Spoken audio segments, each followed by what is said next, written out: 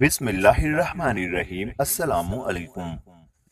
آج ہم اس ویڈیو میں بیان کریں گے کہ 4 محرم والے دن کربلا کی سرزمین پر کون سا واقعہ پیش آیا تھا اور عمر بن سعد کی امام حسین علیہ السلام کے ساتھ ملاقات کے دوران کون کون سی باتیں ہوئی تھیں۔ جب 4 محرم کی رات عمر بن سعد امام حسین علیہ السلام کے پاس نہر فرات کے کنارے بیٹھا تھا تو امام حسین علیہ السلام نے اس سے 3 تمناؤں کا اظہار کیا تھا۔ عمر بن سعد نے کہا کہ میں ابن زیاد کو لکھوں گا، مجھے امید ہے کہ ان 3 میں سے وہ آپ کی ایک تمنا ضرور قبول کر لے گا۔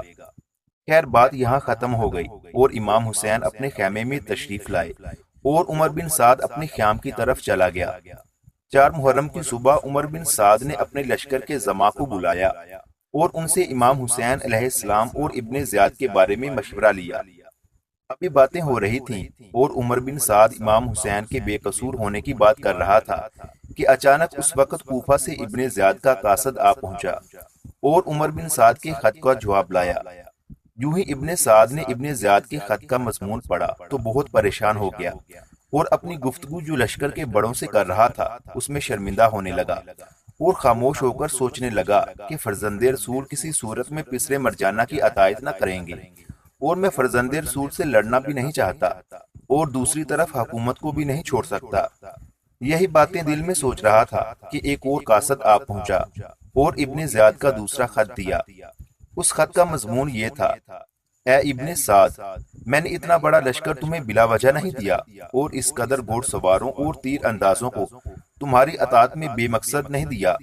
خبردار ہو کہ مجھے صبح و شام تمہارے دن رات کے حالات معلوم ہوتے رہتے ہیں، اور ساتھ یہ بھی لکھا کہ حسین پر حالات کو تنگ کرو تاکہ وہ جنگ کریں یا یزید کی بیعت کر لے۔ ذرا بھی مہلت نہیں دینی، اور حسین پر تنگی کرنے کا مطلب یہ ہے کہ اس کا پانی بند کر دو تاکہ اس کو تکلیف ہو اور وہ یا تو یزید کی بیعت کرے یا جنگ کرے۔ والسلام۔ دشمن کے الفاظ صاف ظاہر ہے تلخ ہی ہوں گے، لہٰذا بے ادبی کی صحیح عکاسی کرنا ناگزیر تھا۔ ابن سعد یہ خط پڑھ کر بہت حیران اور پریشان ہوا اور ابن زیاد پر لعنت بھی کی اور سارا دن اس کی حالت متغیر رہی۔ جو ہی رات ہوئی تو روایت کے مطابق امام حسین علیہ السلام دکھی دل اور پریشان کیفیت میں خیمہ کے در سے 14ویں کے چاند کی طرف نکلے۔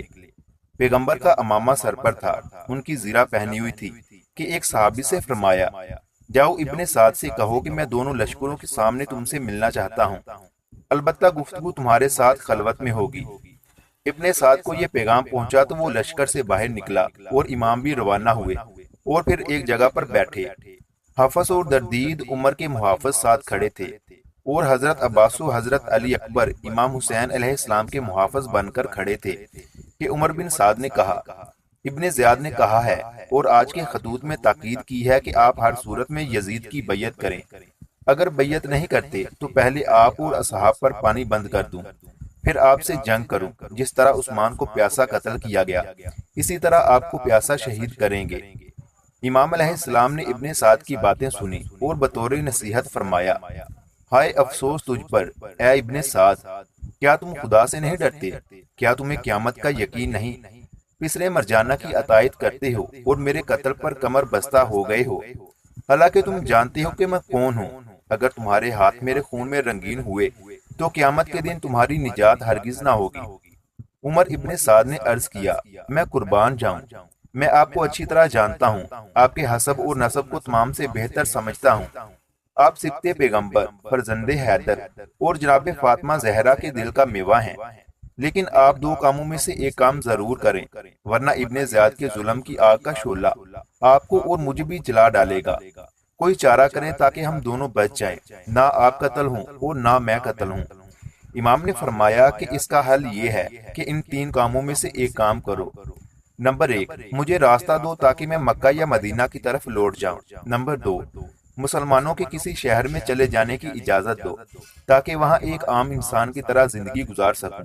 نمبر 3، مجھے اجازت دو کہ میں خود یزید کے پاس شام چلا جاؤں۔ اے عمر سعد، اگر ان 3 راستوں سے ایک پر جانے کی اجازت دے دو تو تجھے بھی نقصان نہ ہوگا اور میری حاجت بھی پوری ہو جائے گی۔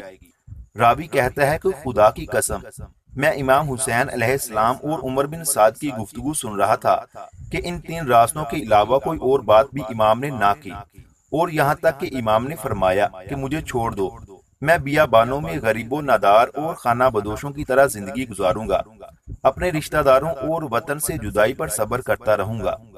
عمر بن سعد نے کہا، مجھے تو ہر بات قبول ہے، لیکن وہ کافر ان باتوں میں سے کسی ایک کو بھی تسلیم نہیں کرے گا، اگرچہ میں اس کو قائل کرنے کی لاکھ کوشش کروں۔ میں اپنی طرف سے بہت کچھ سفارش لکھوں گا، شاید ان راستوں سے ایک راستہ دے اور بادشاہ حجاز سے شرمندگی سے بچ جاؤں۔